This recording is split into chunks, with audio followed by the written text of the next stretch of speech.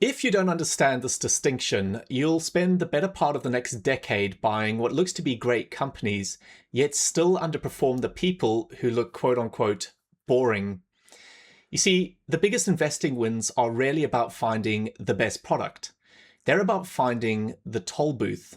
And in today's episode, I'm going to give you a way to look at any company and clearly see, is this a product or is it a rail?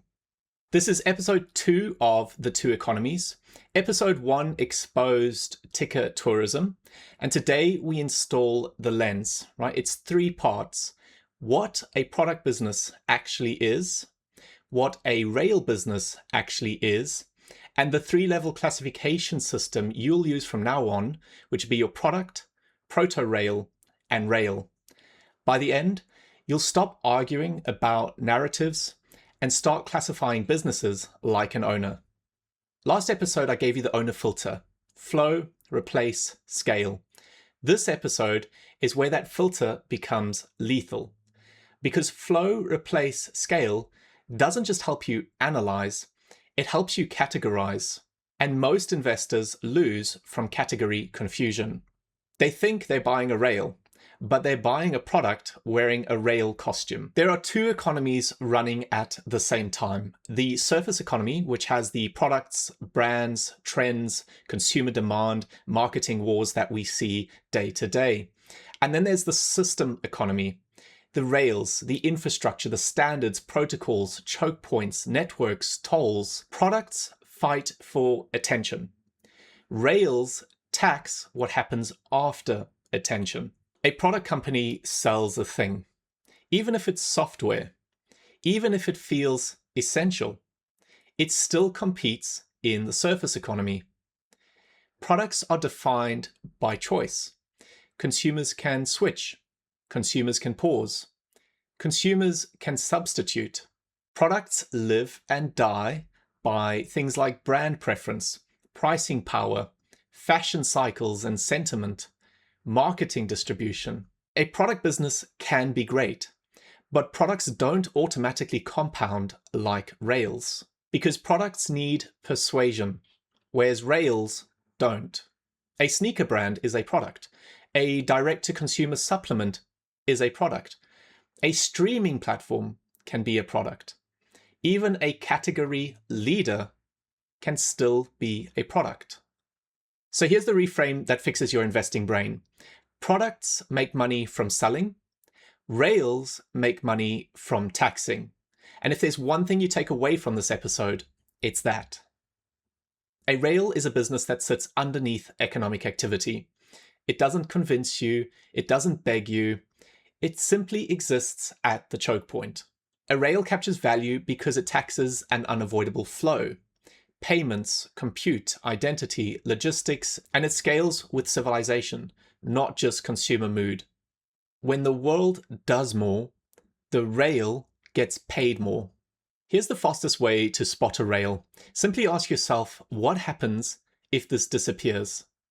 If people are simply annoyed, it's probably a product. If systems actually break, it's trending towards a rail. Rails create failure cascades. Products create inconvenience. Now I'm going to give you the classification system that stops you getting fooled. Level 1 is products, right? Revenue depends on persuasion. Switching is possible without operational collapse, and scale does not automatically increase dominance. Level 2, we have proto-rails. This is where most future winners start. A proto-rail begins as a wedge, then embeds into workflows, then becomes a standard. It's not a rail yet, but it's forming the ingredients. Proto-rails are where most asymmetric upside lives, if you can detect the direction. And then there's level 3, rails. It taxes unavoidable flows. Switching becomes irrational, dominance reinforces itself, it becomes infrastructure, not a choice. Let's do this live so it's not just theory. Pick any company, run the owner filter, then classify the flow. What flow does it tax? Not what it sells, what flow. Then it's replace. What breaks if we remove it? Is leaving painful, or is it just annoying? And last is scale. Does it get stronger as it grows? Or does growth attract competitors and erode margins? If you can answer those cleanly, you can classify. And if you can classify, you can stop being manipulated by narrative. Now, this is where retail investors get wrecked. They confuse the fact that they like a product with this is a compounding machine. I can love something and still have it be a product business with fragile compounding. Rails don't need you to love them. They need you to just simply live inside civilization. And if your goal is real agency, time freedom, location freedom, the ability to buy land and build sovereignty, you don't get there by hunting the next exciting story. You get there by owning compounding systems. Products can make you money for sure, but Rails can change your bloodline. So the homework is simple. Pick one of the companies you either own or watch, classify it, is it a product, a Proto-Rail, or a rail, and justify it using the owner filter, the flow, the replace, the scale. If you can't justify it, you don't understand it yet. And that is your map. In episode 3, we answer the question that separates amateurs from owners, right? Why do rails compound differently? Why do they get stronger over time? And why can they look expensive for years and still be the correct place to sit? I guarantee that episode will permanently change the way you interpret overpriced.